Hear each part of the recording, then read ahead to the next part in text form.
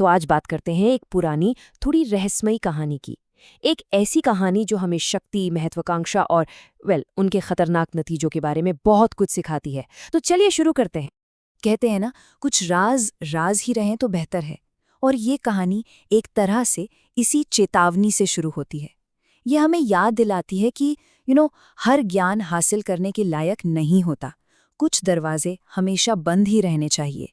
तो हमारी कहानी का पहला पड़ाव है एक ऐसी खोज जो थोड़ी बेचैन कर देने वाली है।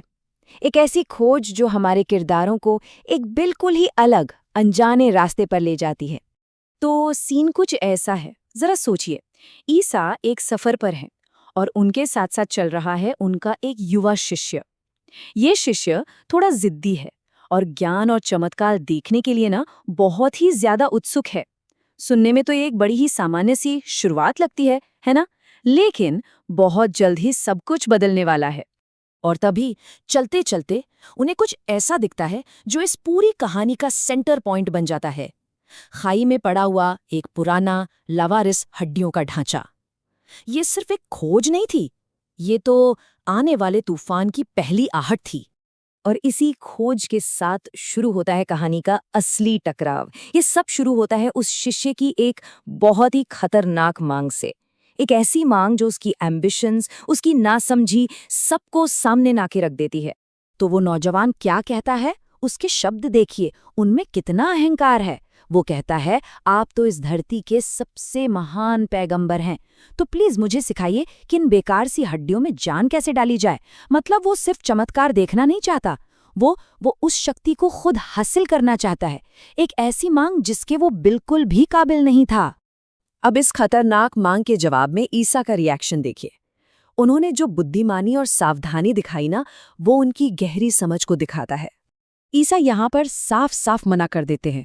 वो कहते हैं, इस काम के लिए फरिश्तों से भी ज्यादा सब्र रखने वाली रूह चाहिए। तुम इसके उम्मीदवार बन सको, उससे पहले तुम्हें कई पवित्र जीवन जीने होंगे। वो असल में समझा रहे हैं कि इस तरह के चमत्कार के लिए सिर्फ इच्छा शक्ति काफी नहीं है, इसके लिए चाहिए जबरदस्त आध्यात्मिक अनुशासन। और जाहिर है वो उस नौजवान में दूर दूर तक नहीं था। तो यहाँ पर कहानी का जो मेन कॉन्फ्लिक्ट है वो एकदम साफ हो जाता है। एक तरफ है शिष्य की बेचैनी और उसका ईगो, और दूसरी तरफ है उस चमत्कार के लिए जरूरी सब्र और पवित्रता। मतलब जमीन आसमान का फर्क। और फिर एक दैवी आवाज आती है, एक चेतावनी। वो आवाज कहती है, इन जैसे लोगों के हाथ में तो हर गुलाब कांटा बन जाएगा और इनका सबसे प्यारा भी जहरीला सांप बन जाएगा, क्योंकि इनकी अपनी रूह ही अंधेरी और मैली है। ये एक तरह की भविष्यवाणी थी कि अगर इस लड़के को ये शक्ति मिल गई तो नतीजा सिर्फ और सिर्फ तबाही होगा, क्योंकि इसके इरादे वो नेक नहीं थे। तो अब हम पहुंचते हैं कहानी के क्लाइमैक्स पर। सारी चेतावनियों को एक तरफ रख दिया गया है और अब वो कंकाल दोबारा जिंदा होने वाला है। लेकिन यहाँ एक बहुत बड़ा ट्विस्ट है। इतनी चेतावनियों के बाद भी ईसा उस अहंकारी लड़के की जिद पूरी करने का फैसला कर लेते हैं। क्यों? शायद उसे एक बहुत कड़ा सबक सिखाने के लिए। और यही फैसला आगे होने वाली तबाही की नींव रखता है। और बस वो गुप्त प्रार्थना बोल दी जाती है। इसके साथ ही एक ऐसी प्रोसेस शुरू हो जाती है जिसे अब कोई नहीं रोक सकता। हवा में एक अजीब सा तनाव, एक अनकही शक्ति, सब कुछ महसूस होने लगता है। और फिर हड्डियों में हलचल शुरू हो जाती है। चमत्कार तो हो रहा है, कंकाल दोबारा जुड़ रहा है, पर सवाल ये है कि क्या ये वही बनेगा जिसकी उम्मीद की जा रही थी? और यही आता है कहानी का सबसे बड़ा, सबसे चौंकाने वाला मोड़। हड्डियां जुड़कर एक शरीर तो बनाती हैं, लेकिन वो किसी इंसान का शरीर नहीं था। वो था एक भयानक, खूंखार काला शेर। जी हाँ, वो कंकाल किसी इंसान का था ही नहीं। उस नौजवान की जो काली इच्छा थी उसने एक हिंसक जानवर को जन्म दे दिया था।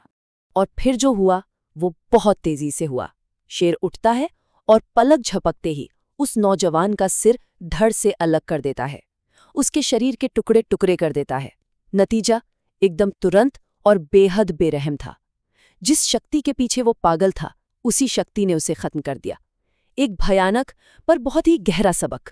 इस भयानक क्लाइमैक्स के बाद कहानी हमें अपने सबसे गहरे सबक की तरफ ले जाती है, मतलब शेर का न्याय। आखिर इस सब का मतलब क्या था? ये सवाल तो आना ही था, है ना, कि उस शेर ने उसी इंसान को क्यों मार दिया जिसने उसे जिंदा किया था। पहली नजर में तो ये बात बिल्कुल बेतुकी लगती है, लेकिन इसका जवाब कहानी के सबसे बड़े राज को खोलता है। शेर का जवाब सुनिए, वो कितना अजीब है। वो कहता है कि मैंने उसे इसलिए खत्म कर दिया क्योंकि उसने आपको यानी महान पैगंबर को गुस्सा दिलाया था। ये बहुत दिलचस्प है। शेर यहाँ खुद को जस्टिस का एक जरिया बता रहा है। वो कह रहा है कि उसने अपने नाकाबिल बनाने वाले को उसके अहंकार की सजा दी है। असल में तो जो बनाया गया था वो बनाने वाले का ही तो आईना था।